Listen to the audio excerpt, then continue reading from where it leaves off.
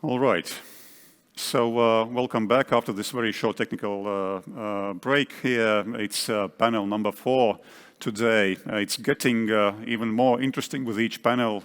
I'm not saying that the previous panels were not interesting at all. They're very interesting, but we are somehow escalating the debate, and I think that's good, going into more detail. So this panel number 4 that I have the pleasure to try to steer in the rough waters of offshore wind energy, it's basically about the backbone and one of the main elements thanks to which we can speak about a functioning offshore wind infrastructure, because we can deploy wind turbines, but it would make no sense to have just one turbine or 10 turbines turning the blades there if we won't have a grid connecting these turbines with the coast and with the rest of the transmission grid, and which would be able to feed the electricity generated by this offshore infrastructure, feed further into the grid and deliver this valuable energy to the consumer. So offshore grid indeed is one of the key elements of energy system, or that part of energy system which can be placed physically away from the shore.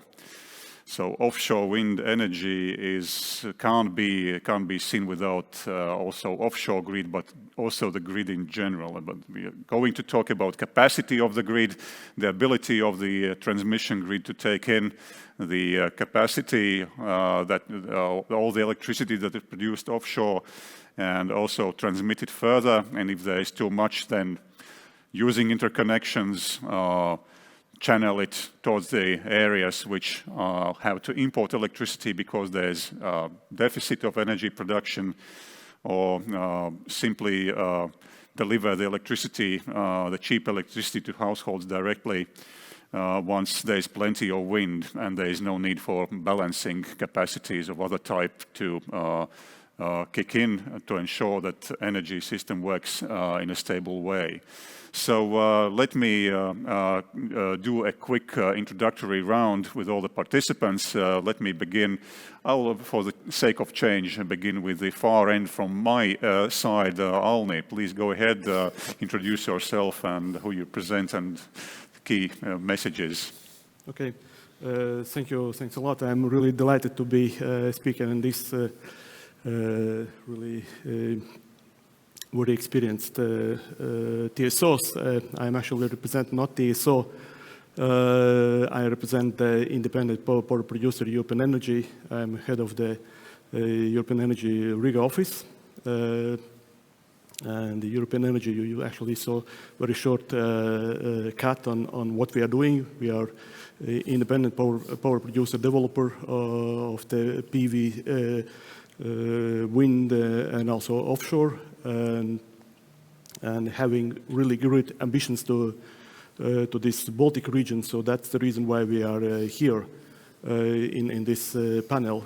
Just briefly about myself, so I would like a little bit to spoil the TSO's environment here, so to say, giving more the market dimension to the discussion, so that it's not discussed the wires and towers, but also the market aspects, how to integrate actually the renewable energy into the system.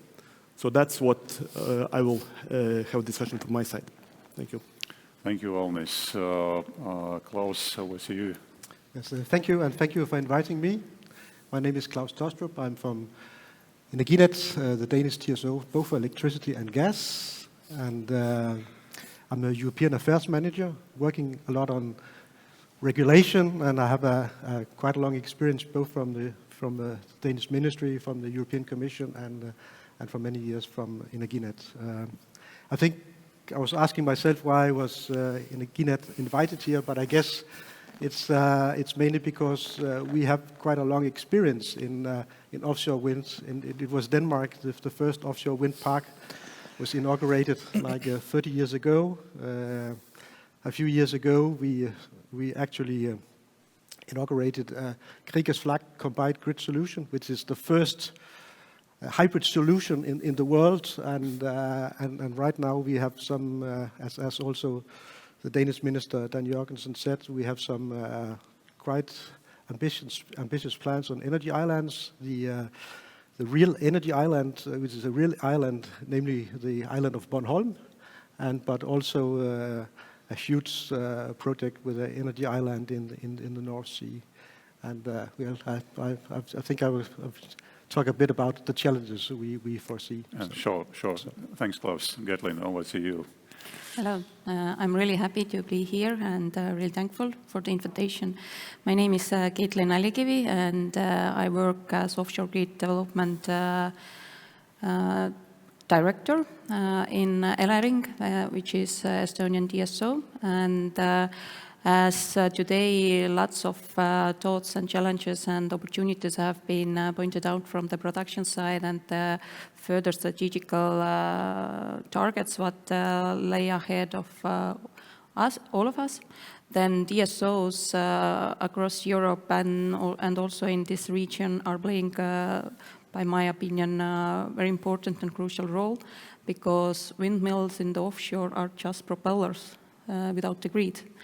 So we are partners to all market participants, and offshore grid development and infrastructure construction is a crucial part to do it very wisely, because good planning and good strategical analysis and understanding how to do it for the future targets to be achieved, then this is today the most important task to achieve. Great. Mariusz.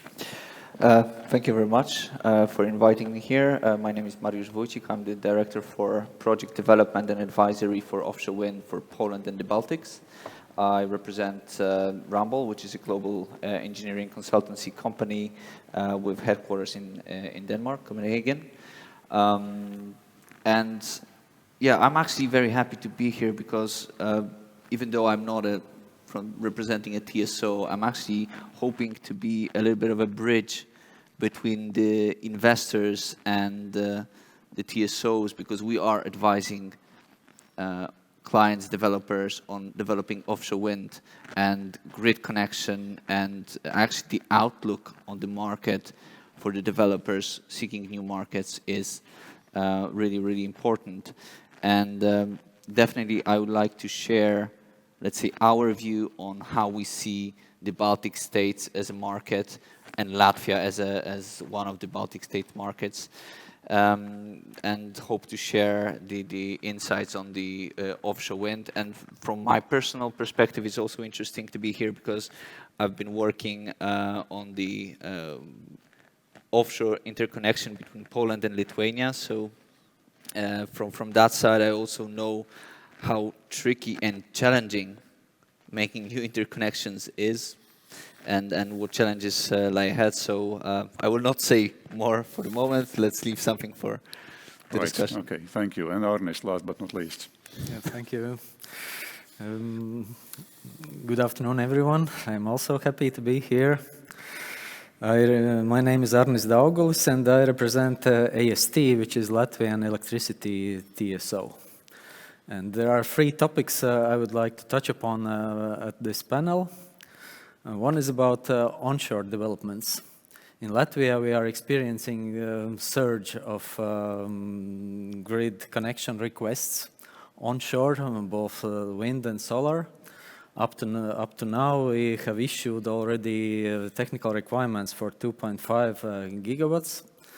And out of this, 700 megawatts are in active phase, getting close to the design phase of the projects already. And with this, I want to say that these onshore projects are competing for grid capacity with offshore. And depending on how fast these onshore projects go, the life for offshore projects as regards grid connection might become more complicated and also more expensive. The second topic is about grid planning. It makes no sense to do grid planning just from national perspective. We need to see the larger picture, and in this sense, there is a Baltic Offshore Grid initiative, which has been launched by Baltic Sea region TSOs, and this is definitely the right way to go. And the last one is consumption. And here I would like to challenge a little bit the optimistic ending of the previous panel. Well, the picture looks like this. We have numbers of gigawatts of capacity to be connected to the grid, and we all rely that there will be export possibilities. For export possibilities, you need to have Baltic offshore grid up and running, which is not yet the case. It will take some time to build.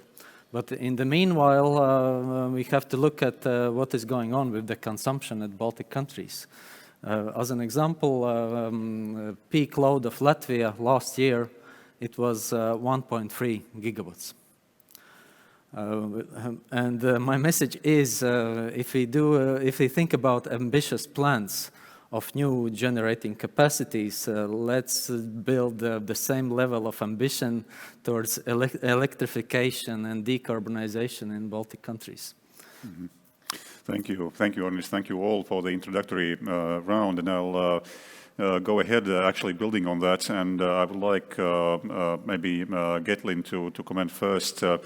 Of course, we are speaking about grid capacity, right? What is the capacity of the grid and ability to take in what we are planning now? So the TSOs basically have to plan well ahead of other market processes to be sure that once there is huge market interest, if there is huge surge in interest, that all the developers will be able to connect, and actually the grid will not collapse, or simply will physically be able to do that.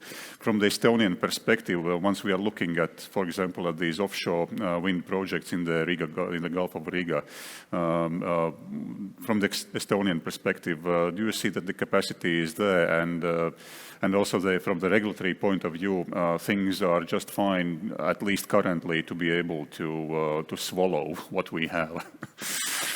Yeah, thank you for that. As Arnis said, and we have to look into the bigger picture. That's very true. For example, in Estonia, maritime spatial planning process has finally in the end of the process, and we are hoping to be maritime spatial planning to be adopted quite soon. And there are some areas indicated suitable for the wind energy production. Today, we have approximately less than 20 gigawatts interest to develop in Estonian waters.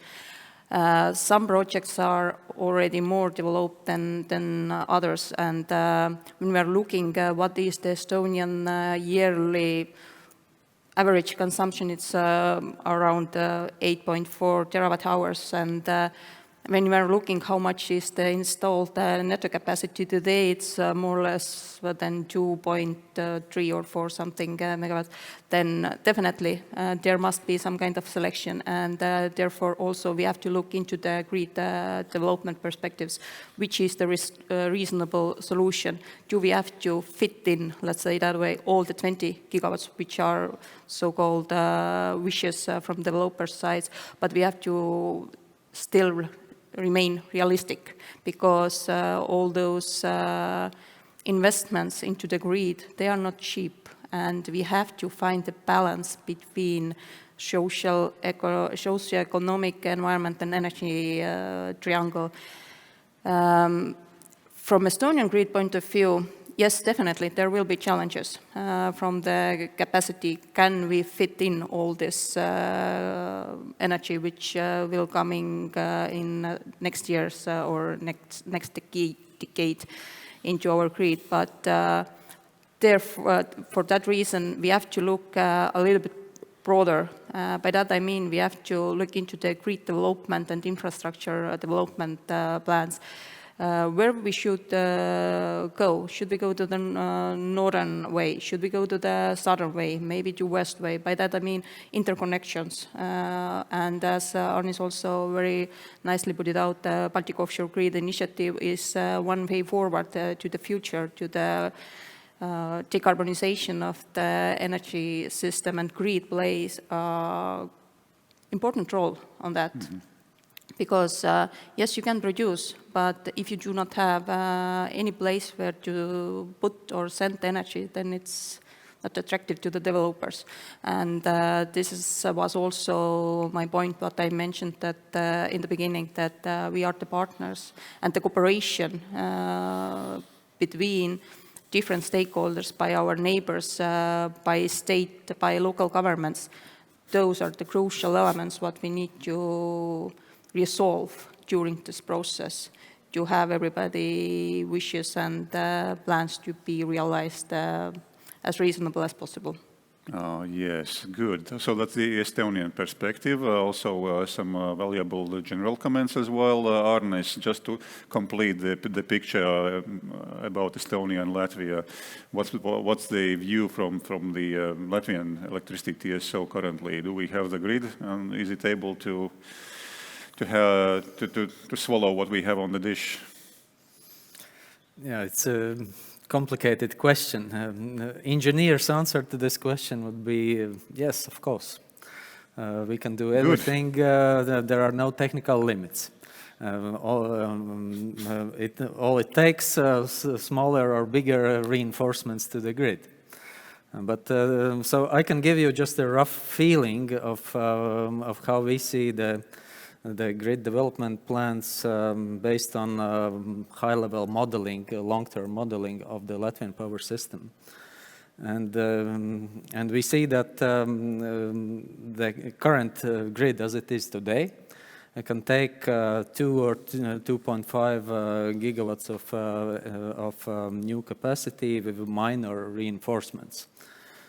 Some reinforcements in 110 kV grid and upscaling of some transformers in substations. And that's it. If we go beyond that, the picture gets more challenging. We will need interconnection to Sweden. We will need reinforcement of 330 grid within the territory of Latvia and reinforcing interconnections to Lithuania. This is how we see the picture today. If the incoming capacity is reaching around 5 gigawatts, if we talk about such figures, then definitely we see that it can only become in combination with hydrogen plants or something like that, like wind park together with consumption, and then it can make sense. So basically, to let the electricity into the grid, but via accumulating infrastructure, right?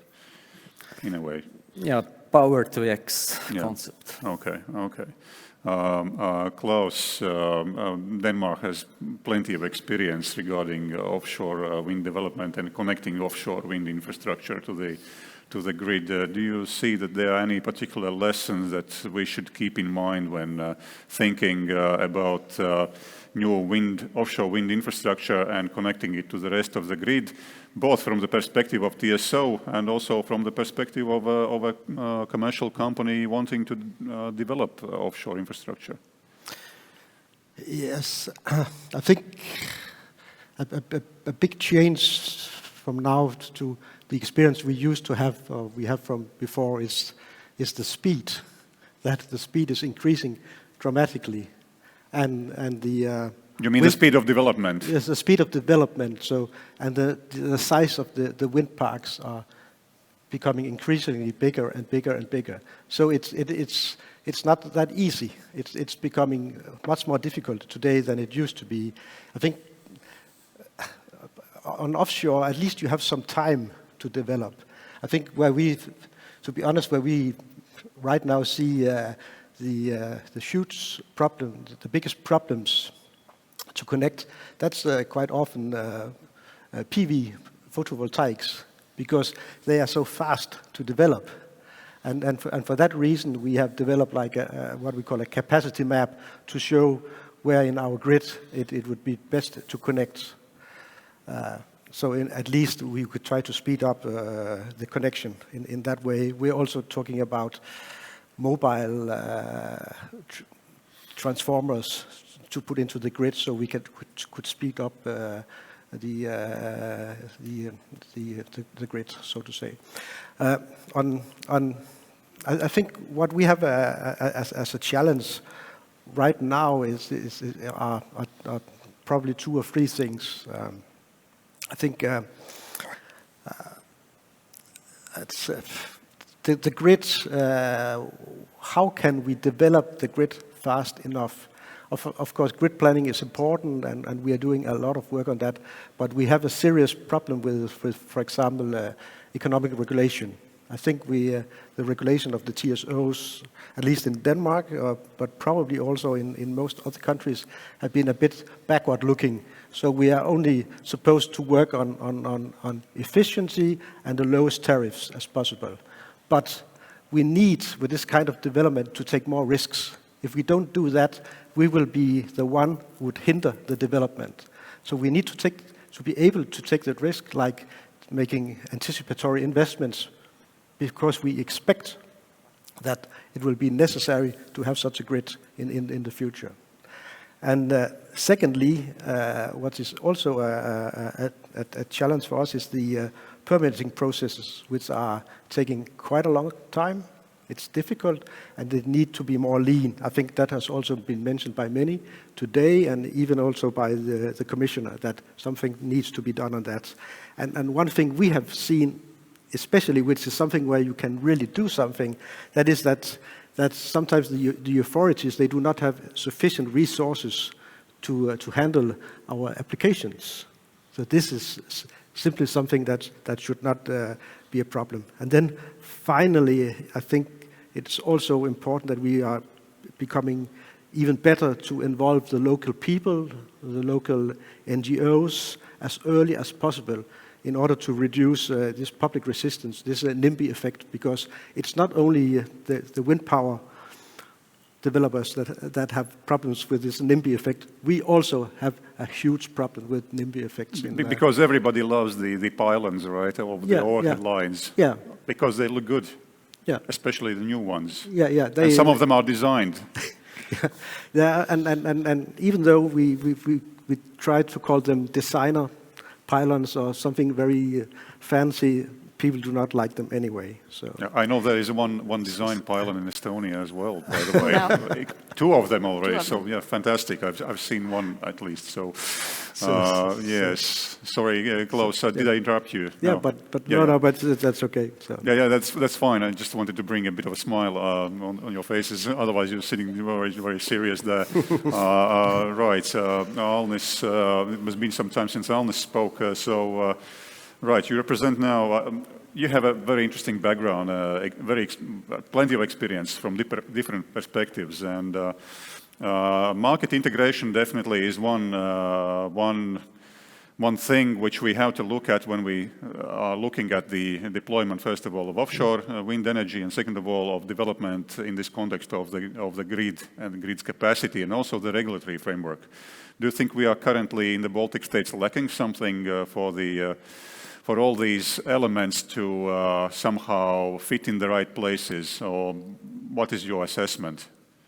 Yeah, thank you, Rens. Indeed, well, thank you that you recognize me as experienced individual, because I actually being the colleague of Klaus, Arnis, and Kathleen was not yet then around, so I know the TSO's world from the inside out.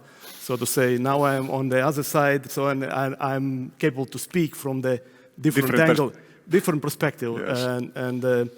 And to be frank, really happy that Arnis and Kathleen and Klaus have touched, at least just complete on this connectivity issue, that you touch and you recognize that this is one of the problem really for the development and deployment of renewable projects. And we should and that actually the projects are coming quite into the market. So I was listening what Eddie Sheitsan was saying, that he expected 1,000 gigawatt. I would say I see as in the independent power producer developer, its 2000 will be probably very likely already by 2025. And that's what Arns also was indicated that, in pipeline, the 2.5 gigawatt request. So it's really, what I wanted to say, it's actually really paced. It's really coming very fast to the market. And then comes the questions which you started to ask. It's the market integration issues. So it's not only the connectivity, and the connectivity, one thing that just also, which I forget to mention is, we would love to see really the balanced approach to this, so that it's not only focused on the offshore. Okay, now we are talking about offshore, but there is also onshore wind and PV, and really the PV is the fastest one which is to be deployed. And Denmark is, it seems, already in probably, I wouldn't say in a harsh way, but probably there are some difficulties which the Baltic TSOs have not yet experienced, but that will come. Say, for example, our company will be deploying the first project, very likely, in 2024. And this will not be the small ones. Now coming to the market issues particular, we, the developers and the IPPs, large utilities, we would like to see and understand how these renewables will be integrated into the market. And Klaus already touched the issue one related to balancing, so that there should be effective balancing market in place. But before the balancing market even, there is they had an intraday market. So basically these are the tools which would allow renewable intermittent generation to balance the generation with their own tools. If there is no market, if the market is not functioning, you cannot do that. Then these imbalances are coming down on the shoulders of TSOs. And TSOs have to deal with the balancing market. So just seeing from the experience from the inside and now looking from the outside, I see there are problems in the Baltic related to the intraday market functioning. So the market is not liquid enough. And what's important for us would be that we, the renewable energy generators, would be capable to operate as close as possible to the operational hour, meaning that we can buy the energy if there is, say, lack of the energy or surplus, so that we can react quite fastly. And also the reaction time, the so-called market time unit, should be reduced. Currently we got in the Baltics and also in the Nordics 1 hour time resolution. We have to move to 15 minutes in order to be capable to react swiftly. Now coming to the balancing market. Currently, Baltics are integrated with the BREL system. We are actually very much dependent on what's being done behind our borders. But that will disappear with the synchronization of the Baltics with the continental Europe. Are the Baltic TSOs and the system ready to be desynchronized from the meaning of the balancing point of view? Do we have enough resources? I just, before coming here, I just looked on the dashboard how the balancing market is working. Dashboard, yeah. Right? It's excellent tool.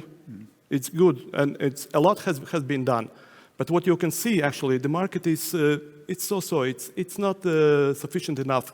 And imagine what will happen when the system will be cut off of the BREL. We will not be balanced anymore. We would have to take care of that. What will happen then? Do we have enough generation capacity available to balance the system in a way that it's effective, not only from the system operation point of view, but also from the economic point of view, mainly the price? So when looking on this dashboard, I noticed that the price levels in the balancing market have reached already 2,000 euros per megawatt hour. And that's not yet the ceiling. If we look in continental Europe, looking in Netherlands or Belgium, the price level reached sometimes 9,000. So I'm just afraid that upon desynchronization, we may arrive in the same problem, that the price level for balancing is high-rocketing. And then that's very directly jeopardizes operation of the renewables. Thank you, Olnis. I think it's good that you actually brought in this. Well, I don't know if you can say the soft side of the grid. The hardware is there, and you can always put the hardware there, but it's a matter of the cost. But on the other hand, on the other side, on the flip side, you have all these market processes and the commercial aspect of the functioning of the grid and how it can take in, first of all, the capacities, how to shorten the increments in which, in real-time increments in which the different capacities can work in the intraday market, which is absolutely essential, especially looking forward to the future where we are going to have these distributed power generation increasingly, not only offshore but also onshore. So there are many important issues. But Mariusz has been kept by myself silent for some time. I just wanted to let others. We are 5 here. 5.5, counting me in. So, Mariusz, from what you've heard so far, all right, you represent a big consulting company which has been present in many a project. First of all, analyzing the market situation, doing also due diligence, and also planning from the engineering and market regulatory point of view. Do you see that there are gaps that you might be willing, different stakeholders would be cooperating more on to solve these gaps? Thanks for that question. If I can, I will answer a little bit around. Go ahead. Yes, you're welcome. I was listening in and happy to be the last because I can have yes, you have the whole picture. At least of that round. One thing I want to do is to take a step back. So we are involved in many markets, advising developers, global developers very often, and very often we are asked, okay, what are the markets that are interesting? And just to give you some numbers, currently we have 50 gigawatts of installed capacity in offshore wind. Half of it is in China, rest is the rest of the world. Now there's 16 gigawatts under construction, 11 with final investment decisions, and the pipeline is roughly around 250 gigawatts until 2030. So we can see that it will increase 5 times. Now, why I'm saying that is because attractiveness of the market is really, really important.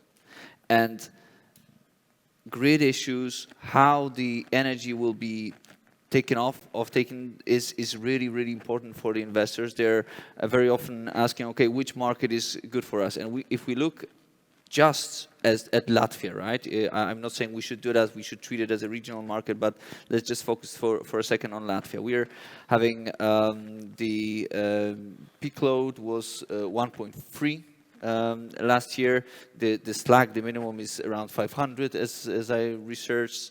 So, and there are limited interconnectors. So when we are looking at that market, we're seeing, okay, great that half of the territory is covered by sea, plenty of space there, but what to do with the energy? What will be how will the energy be utilized? And this is a very important element. So the visibility of how it will be used and what's the market outlook for the next 20 years is really important for the developers. They need to have certainty that they will not have curtailments of their energy, and this is something that they're looking for. And this market attractiveness, where grid connection is critical and offtake of the energy is critical, it's really important because you will compete for financing, you will compete for supply of components, you meaning Latvian projects, right? Latvian economy will be competing with markets like UK, where in the recent lease round in ScotWind, it was 24 gigawatts. I mean,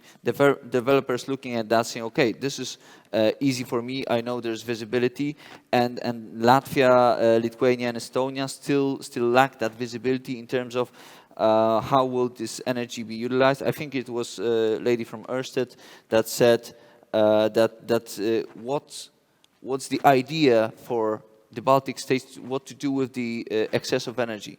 And this is really important to address.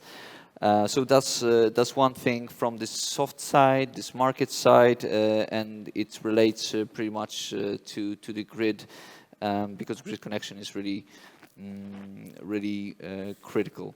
Second thing is, even if there is an idea for it, like the Baltic offshore grid, and to be honest, I'm personally really happy because I was doing a EU project, Baltic Intergrid, and we were investigating the Baltic offshore grid. We did the pre-feasibility studies for two meshed grid connections between Poland, Lithuania, and Sweden, and integrated with offshore wind farms. And I'm happy to hear that it's taking up attention and being emphasized. But it's really important to say that development of an offshore grid takes 10 years. I mean, offshore interconnector, I'm not saying offshore grid, because it will take actually more time if it's a modular or if it's a hybrid project. So if you take that into account, you develop your offshore wind project in 8 to 10 years, and the grid development didn't start yet. I mean, it needs to start now, not in 5 years, not to just talk about it. It needs to just happen. We heard that there will probably be a need for Latvia-Sweden connection, right? A Nord-Balt, well, another Nord-Balt, let's say.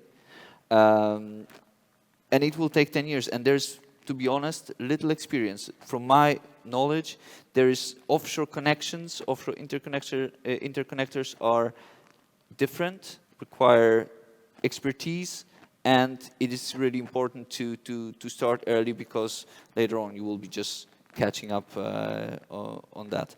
So just to summarize, the market attractiveness and the grid connection that feeds into that market attractiveness is really important, and also already start with the interconnectors, because it will come. There is a huge pipeline of projects of offshore wind, and to be honest, nobody will wait for Baltic states. It will develop anyway. Oh, that's a good comment, in fact, and I know that. Well, Klaus, you referred to Bornholm as an example of energy island, and how it might serve as an element of this Baltic offshore grid. Do you want to elaborate a little bit on that? And perhaps there are lessons that we may learn already. Looking at Estonian islands, for example, I don't know. Yeah, I think regarding Bornholm, we have a good project going on now. We have not made any decisions, so to say, on the investment, but we are also in close cooperation with Germany. There is an agreement between Denmark and Germany, and we have a memorandum of understanding with the German TSO 50 Hertz, and I think this has been also based a bit on our experience on the Kriegers Flak combined grid solution, because that we have also developed together with 50 Hertz, and I think at least one thing we have learned from this that was that this project took extremely long time. I think like 10 years, but it was probably also because that it was the first of its kind. So we had, so to say, to develop everything while working, and I think on Bornholm we have it has some advantages, and one thing is that it is an existing island. So there's many things we do not need to put in the salty water, but we can put it on an existing island. So I see that as maybe also a good first step for also some part of the Baltic Sea offshore grid, because we are very open also to invite other countries. We are right now also having some discussions with Svenska Kraftnät on could we have a project on connecting Sweden to Bornholm. They are connected already now, but that's also only because Bornholm is getting the connection to the Nordic countries or to Denmark via Sweden, and we are also open to discussions with Poland.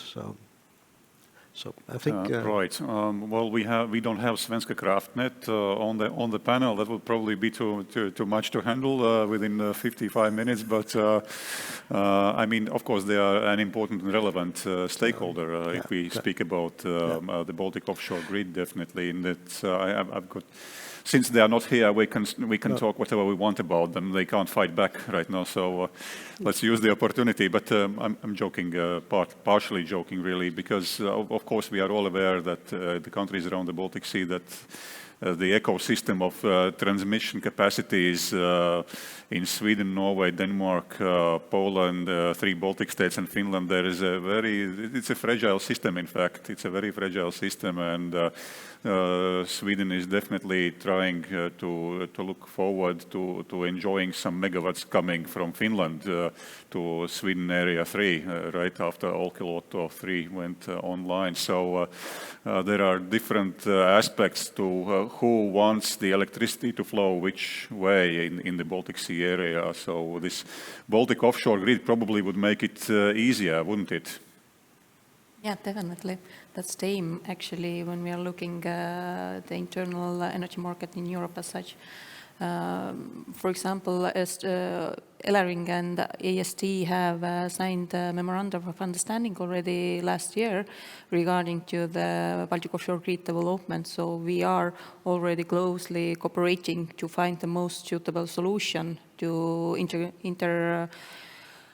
to connect both countries. And of course, we are looking towards to the northern side, also to the northern offshore grid, to Finnish colleagues WindGrid regarding to the possible Estlink 3 interconnector developments. But yeah, Baltic offshore grid initiative should help a lot to have the better connectivity between regions, between different systems. And it's very important to find the most suitable technological solutions. As you mentioned, the systems are fragile. They have their own characteristics. And one thing that could possibly work in Estonia does not definitely work, example, Poland, let's say. And the integration and the synchronization with each other's understandings of the systems and needs are crucial. Definitely. I saw Almis nodded that he wants to comment. Yeah, I also wanted a little bit to spoil the issue, the technological discussion with the market dimension on this. When talking about this, we should not also forget about the bidding zones. How to integrate actually the offshore into the market. Imagine we are building, say, 1 gigawatt somewhere between the Estonia and Latvia, say, for example, L-Wind. How do you integrate that into the market? In which bidding zone it's going to operate? Is it in Estonia bidding zone or in Latvian? Or is that bidding zone on its own? Then the question is how you balance this. Again, the question is the same what I raised already. There are no balancing capacities for the offshore. Do you balance that based on the Latvian bidding zone, or you balance that on Estonian? So all that affects tremendously, actually, putting up such huge power plants. So, and I know that there is a discussion in Denmark on this bidding zone, but I'm not sure whether there are the discussions in Baltics on this. Yeah, I believe TSOs have certainly a role to play there, right? Well, exactly. TSOs are actually not only to play, they are obliged to do that. Arni, can you come in and jump in on this? Yeah, since Alnis is so insistent on market issues, I have to say something. As regards bidding zone, this is in the task list between AST and Elering. We are going to investigate that. About the market readiness in more general view, the view from AST currently is that it will not be the major factor which could prevent these developments. First, because already today at the current setup of Baltic countries, we have a quite good situation with balancing capacities. If we take all 3 countries together, plus interconnections to Poland and Sweden, Finland. Since you mentioned also disconnection from Brel, by the way, this is among the biggest challenges of Baltic TSOs today, to get ready for the desynchronization from Russian power system and get ready to synchronize with Central Europe.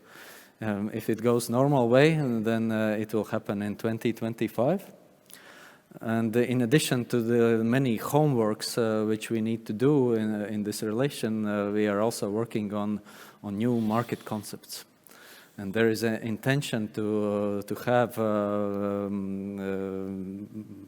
new market rules for balancing energy, for balancing capacity by the end of 2024. You mentioned 15 minutes market time unit. This is also to be implemented by the same time period. And what else? It goes together with the integration into European market platforms, balancing platforms for manual frequency response reserves and automatic frequency response reserves. The systems like Mari and Picasso, the experts in this area will recognize. So we are aware that there are a lot of things to do, but we are doing them. We are well on track. Just small remark. Yes, The go problem ahead. is, of course, I know all these attempts. The problem is that actually these renewables will be deployed earlier than that what you are scheduling to have the markets available. So we are talking about 2024, you are talking about 2025, 2026 at the best. So we hope that... So you're saying that there is a risk of mismatch? Slight. But of Slight course, I risk, understand, I believe that TSOs are capable to balance the system. That's not a problem. The problem is on the cost, which affects actually the duration at end and consumers.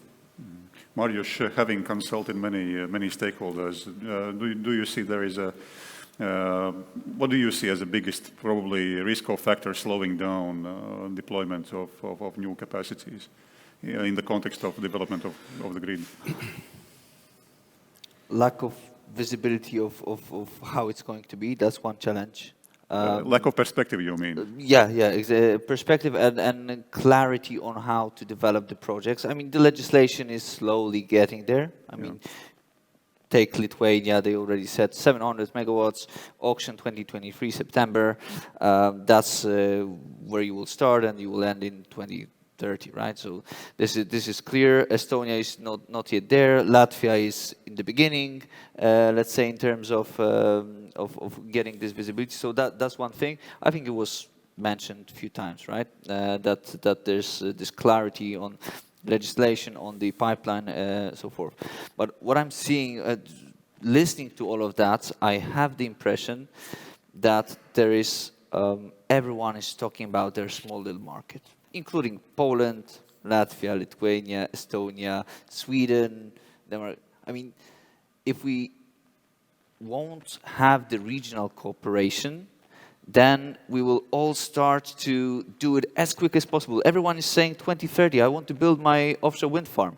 So I'm asking, where will you get your cables from? Where will you get your ships from? Where will you get your foundations from? Who will design it for you? Because I can tell you that we're talking about a huge increase in offshore wind, not only in Europe, also Asia and US. And I can tell you that you will have a problem with supply chain, not even mentioning the local supply chain, right? But the whole supply chain. So what I'm seeing as a challenge, currently listening here, is to make a story about the regional cooperation, a solution to that challenge would be to have a regional cooperation and a story. Okay, this market develops at this pace, then comes another one, and we can show a steady pipeline of projects with X gigawatts per year, which is stable, everybody knows, and then the grid follows with that, and it makes perfect sense. Now everyone right now is asking ourselves, okay, I want to be first, I want to do it now, yeah, those things don't match. Second thing is, what I see is we have a great panel of TSOs, of grid operators, and that is brilliant. But I would also put here a developer. I'm very happy to be here because I'm in the middle. I'm independent. I can say what's the interest of the developer, but it needs to be a discussion with them, because in the end they will develop it. And again, I will come back to the market attractiveness. You need to make sure that your market is attractive. There's visibility, because then you will get the best competition, the best out of your wind farm, and you will get experienced developers who will actually do it. And of course, since we are a consultancy company, I have to say that you need good consultants, because you want to avoid mistakes that were done in Poland, in Germany, in Denmark. You want to do it smoothly, and you cannot do it just inventing the wheel again. You have to involve someone who has already done it and can save you a lot of trouble really in the future. Some more collaboration between Yes. stakeholders. Okay, thanks. Definitely. We are closing in to the end of the panel, but before that, there's a question actually which puts probably us down to earth, or down to water, if you wish, in this case. But the question is to Klaus specifically. Klaus, you referred to mobile transformers, and the question is if you could elaborate in a few sentences more about this concept of mobile transformers. Yeah, it's a brand new idea that we have, that we could have some mobile transformers. So when we have a project like, especially for PV projects, where we have the huge challenge that they maybe they get the approval to make the new farm, or whatever you call it, then it takes maybe 3 or 4 months before they can actually go in operation. And if we have first, when we know that it will be there, we have to make the orders, then it might take 2 or 3 years before we can be there. And this is, of course, not a very good solution. But you see it as like a temporary solution. Okay. So, yeah. Okay. So it's part of the grid, but it's temporary. It's temporary. Yeah. So while we are constructing it, of course, then you have to look at who should bear the costs, because that will be extra costs for us. And will it then be a part of the developer's cost base, or do we need or it will be socialized? Or should it be socialized on the consumers? Yeah, This is something we need to find out together with the regulator. That would be another exciting area to discuss the various approaches to offshore wind farm development, which costs are socialized, what sort of yes, I mean there are different experiences, especially in the North Sea, and UK. The UK has one approach of including all costs on the developer's side, while the continental Europe has a slightly different approach, but depends on the market. So yes, but we don't unfortunately have much time for that. But yes, go ahead. But here you have to differentiate between radial connected wind power and more hybrid solutions, where it's also an interconnector. Oh, absolutely. That's extremely important. Good you mentioned that, because that would be also absolutely... because then it's become TSO business. Imperative, yes, because especially if we look at the Baltic Sea offshore grid, right, in perspective. Yeah. What is your guess? In what time will we be able to say that, well, we have now a Baltic offshore grid? Your wild guess. I mean, we have less than 2 minutes. Wild guess, a few guesses here on the panel. Arne, no, yes, Klaus. Just one question: what is a Baltic offshore grid? Yeah. Exactly that. Let's define okay, first that's the what confusion. it is. All right, good. Okay. But if we are talking about the grid which connects all Baltic countries, something in offshore from Baltics to Germany, whatever, Well, it's very difficult for me to make a wild guess. Some parts of it, maybe 20, 40, but... Please go ahead. If I may, I mean, when we did this Baltic Integrate project, we started actually thinking, okay, I mean, Baltic Offshore, what is that? Is it like a grid going, you know, through whole the Baltic Sea? We ended up saying, actually, we should maybe start in some regions. That's why we thought, okay, let's make it Poland, Sweden, Lithuania. Then we talked about Sweden, Germany, and make it a modular thing. But the thing is, you need to start already thinking now about the old Baltic offshore grid, but you have to start with the first module having that Baltic offshore grid in mind, because you want to connect new cables, new countries. And we had the horizon of 2050, right? But we said, okay, whether it will be a grid that actually goes through the whole Baltic, we're not that 100% sure if that makes sense even. But if we are talking Baltic offshore grid as few hybrid solutions, interconnectors, and so forth, that's more reasonable, and we can talk about it in 20. We even had a roadmap for that, so. Gatlin, to add to that. Yeah, I totally agree. It evolves step by step. And first steps might be after the decade already in place, but we have to dream big. 2050 should be the aim or the goal where we could say, now is the Baltic offshore grid ready. I need to look in my passport.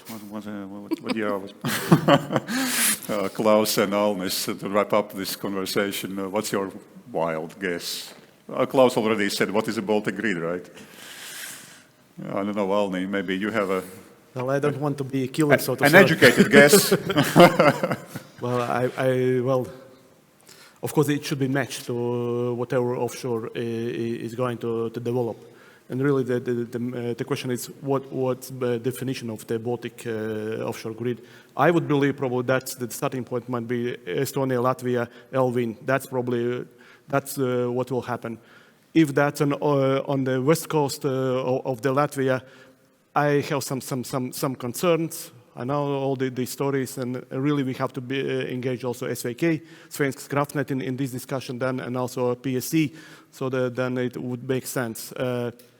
It's a long shot, I would say, but connection of the grid, I believe that TSOs can have the offshore power plant connected by 2030. I hope so. All right. Well, I think anyway, what I heard, I think we can interpret as a positive end of discussion, or this very short and extremely intense exchange of opinions and information. And to sum up, basically, you have to have all the elements: infrastructure, market aspects, so regulatory aspects, willingness from the investors to invest, and readiness of the regulators to regulate. And, well, of course, it all has to be organized according to the principle that electricity is a thing that we need exactly where we need it, exactly when we need it, and, yes, well, some other aspects as well. So it's a very, very interesting product, right, that we have to deal with. So it definitely implies certain challenges, to use this very strange word here again. All right, with this I would like to thank all the panelists. Let's give them a round of applause.